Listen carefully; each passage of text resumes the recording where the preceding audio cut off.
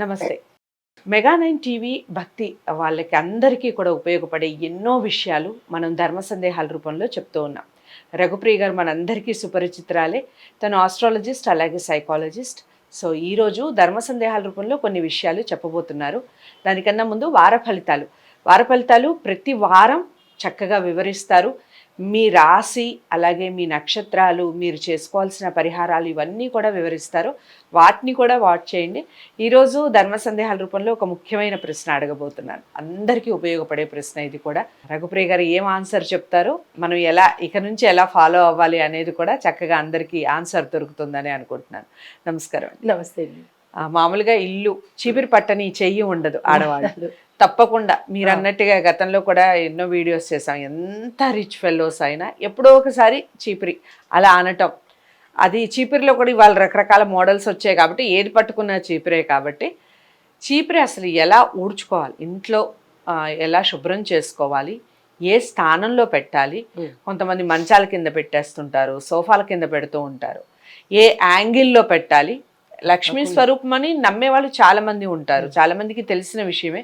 But దాన్ని ఎలా ఉంచితే అది మనకి లక్ష్మీదేవి ఖచ్చితమైన అనుగ్రహం అనేది మనకి లభిస్తుంది, చెప్పండి. తప్పకుండా ఇది ప్రతి ఒక్క స్త్రీ పాటించవలసిన అంశము.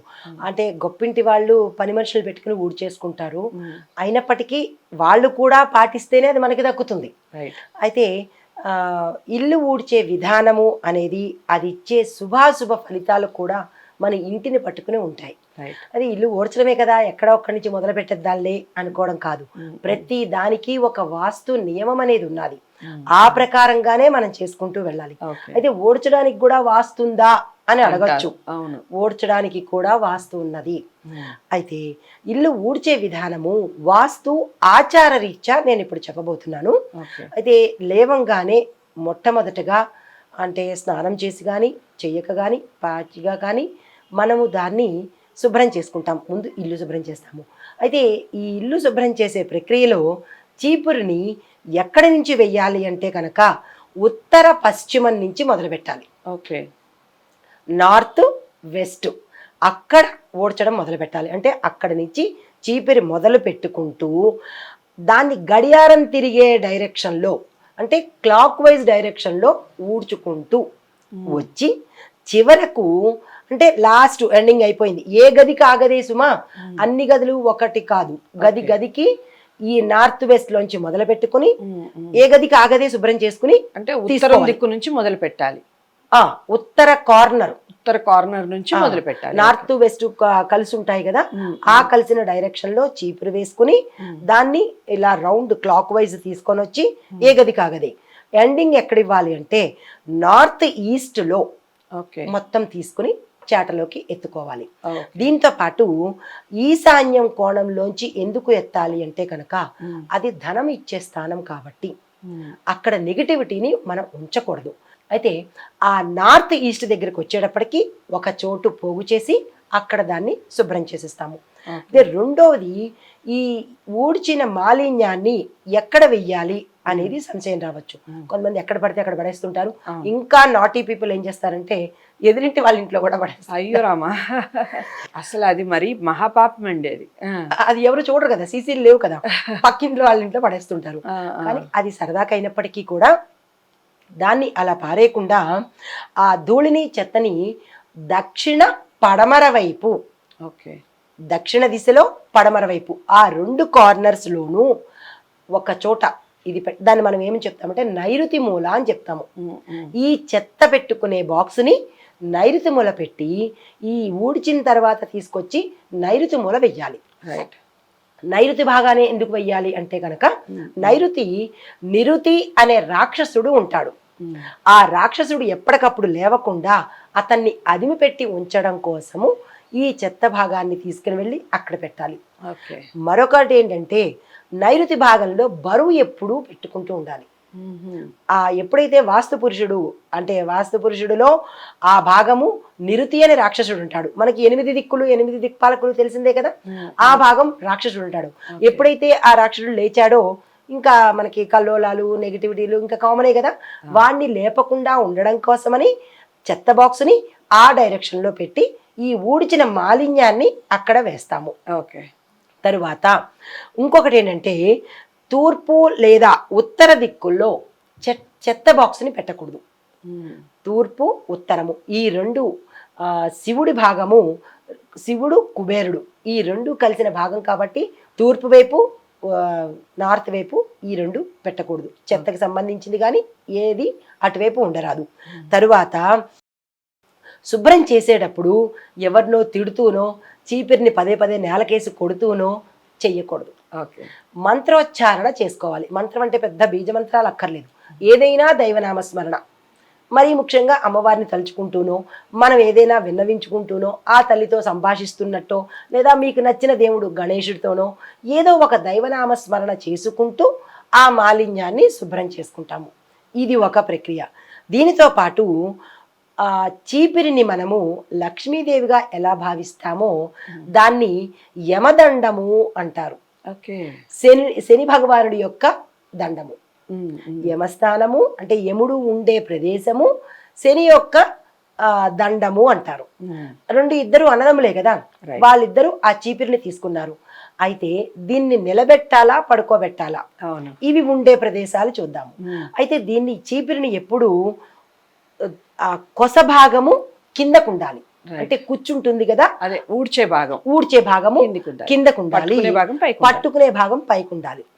అలా కాకుండా చాలా మంది కుచ్చు ఇలా వంగిపోతూ ఉంటుంది, మాటమాటికి పదే పదే చీపుర్లు కొనుక్కోలేం కాబట్టి దాన్ని నిలబెడదాము అని అనుకుంటారు. నిలబెట్టడం అంటే అర్థం ఏంటి?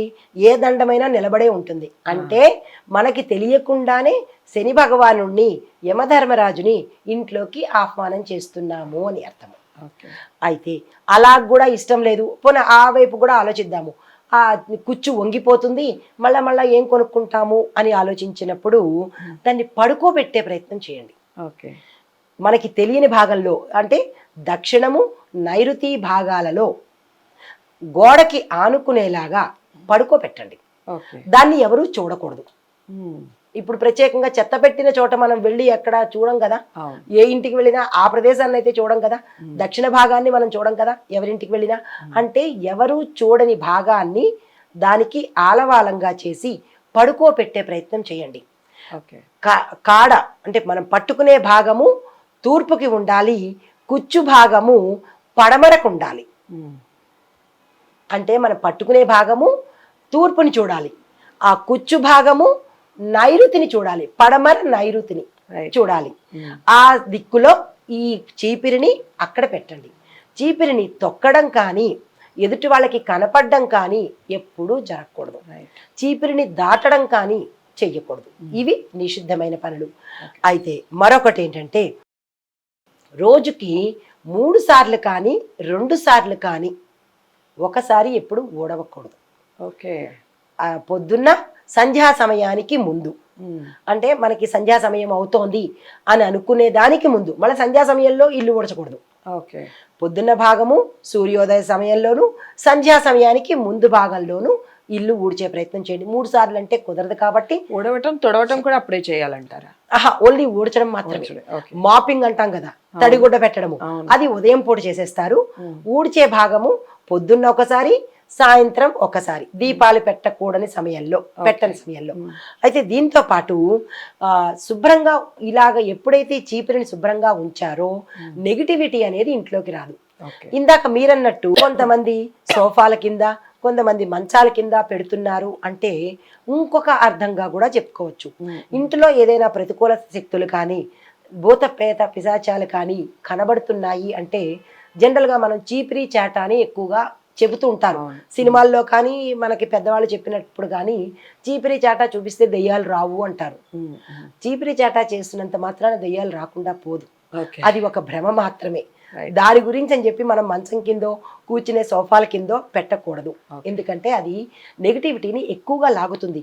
ఎంత పరిశుభ్రమైన వస్తువైనప్పటికీ, ఎంత లక్ష్మీప్రదానికి సంబంధించిన వస్తువైనప్పటికీ ఎక్కువగా నెగిటివిటీని తీసుకుంటూ ఉంటుంది.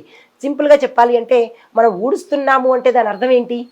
నెగిటివ్ని బయటికి తీసుకెళ్తున్నాం కదా, మళ్ళా దాన్ని తీసుకొచ్చి తల కిందనో లేకపోతే సోఫా కిందనో పెట్టుకున్నామంటే దాని అర్థము తిరిగి మళ్ళా ఆహ్వానిస్తున్నాము అని. ఇదనమాట. ఆ ప్రదేశాల్లో పెట్టకూడదు. ఓకే, మీరు మాపింగ్ గురించి మాట్లాడుతూ ఉదయం చేస్తాం కదా, ఆ. సాయంత్రం కూడా చేసుకోవచ్చు అంటారా మాపింగ్? మరీ మురికిగా ఉన్నప్పుడు ఏదైనా ఒలికిపోయినప్పుడు చేసుకోవచ్చు, అది వీలుని బట్టి. ఓకే. ఉదయం సాయంత్రం శుభ్రం చేసుకున్నా తప్పులేదు, కానీ కుదరని పక్షంలో ఉదయం మాత్రం చేయాలి. అది ప్రతిరోజు కాదు, కొన్ని కొన్ని రోజులైతే మాపింగ్ పెట్టుకోవాలి. శుక్రవారం రోజు, గురువారం రోజు, సోమవారం రోజు, ఆదివారం రోజు మాపింగ్ చేస్తారు. కొంతమంది ప్రతిరోజు చేసుకుంటారు. శుక్రవారం రోజు చేయాలంటారా? చేస్తారు. ఓకే. శుక్రవారం రోజు శుభ్రంగా ఇల్లు పెట్టుకుంటాము, ధూపం వేసుకుంటాము. మంగళవారం రోజు, గురువారం రోజు, ఆదివారం రోజు. ఈ ధూపం వేయడంలో గల ఆంతర్యం ఏంటంటే, ఏవైనా దుష్ట శక్తులు మన కాళ్ళ ద్వారా కావచ్చు, ఎదుటి వాళ్ళు వచ్చినప్పుడు వాళ్ళు క్యారీ చేసినా కావచ్చు, ఏదైనా దుష్టశక్తులు అనేవి ఇంట్లో ఎప్పటికప్పుడు ప్రవేశిస్తూ ఉంటాయి. వాటిని పారదోలడం కోసము ఈ ప్రక్రియలు చేస్తూ ఉంటారు. ఓకే. అయితే ఊడ్చేటప్పుడు మనము సాయంత్రం పూట ఊడ్చేటప్పుడు అమ్మవారిని తలుచుకుని ఊడ్చాలి. ఓకే. అమ్మ, మాలిన్యాన్ని తీసేస్తున్నాము, ఐశ్వర్యాన్ని ప్రసాదించు, ఇవి చెప్పుకొని మన ఇల్లు ఊడ్చుకోవాలి. ఇంకొక విషయం కూడా ఇక్కడ చెప్పబోతున్నాను. చెప్పండి. అయితే మనము ఇల్లు మారేటప్పుడు ప్రతి ఒక్కళ్ళు చేసే తప్పిది. పాత అయిపోయింది కదా చీపురిని ఏం చేస్తారంటే, ఇల్లు మారేటప్పుడు ఆ ఇంట్లోనే వదిలేస్తారు. చేట చీపురి మనం కొత్తది కొనుక్కుందాము, ఓ మన భోగవంతులం కదా అని చెప్పి ఊడ్చి ఊడ్చి వదిలేసిన చీపిరిని, ఎత్తిన చేటని వదిలేస్తారు. చీపిరి చేట లక్ష్మీప్రదము. మనం ఏదైతే వాడుతున్నా అవి జీర్ణం అయిపోతేనే తప్ప వదలద్దు. రైట్. ఇది ప్రత్యేకంగా గుర్తుపెట్టుకోవాలి. ఓకే, చాలా మంది చేసే తప్పు అది, కాబట్టి చాలా చక్కగా వివరించారు. చీపిరి గురించి నిజంగా ఇంత స్టోరీ ఉందా, ఇన్ని విషయాలు ఉన్నాయా దాని వెనకాల, చక్కగా తెలుసుకున్నాం కదా. అందరికీ షేర్ చేయండి, అందరికీ ఉపయోగపడే విషయాలు పాటించే వాళ్ళు. ఇంతకుముందు మీకు తెలిసిన విషయాలు ఉంటే ఖచ్చితంగా మాతో కామెంట్ బాక్స్లో షేర్ చేసుకోండి. ధర్మ సందేహాల రూపంలో మీరు ఇంకా ఏమి చూడాలనుకుంటున్నారు, ఏ విషయాలు తెలుసుకోవాలనుకుంటున్నారు, ఆ క్వశ్చన్స్ అన్నీ కూడా కామెంట్ బాక్స్లో తెలియజేస్తే దానికి సంబంధించిన విషయాలు కూడా తప్పకుండా ప్రోగ్రామ్ చేయడం జరుగుతుంది. వీడియోని లైక్ చేసి షేర్ చేయండి, ఛానల్ని సబ్స్క్రైబ్ చేసుకోండి. మరో మంచి టాపిక్తో మళ్ళీ మీ ముందుకు వస్తాను. అంతవరకు సెలవు. నమస్తే. నమస్తే.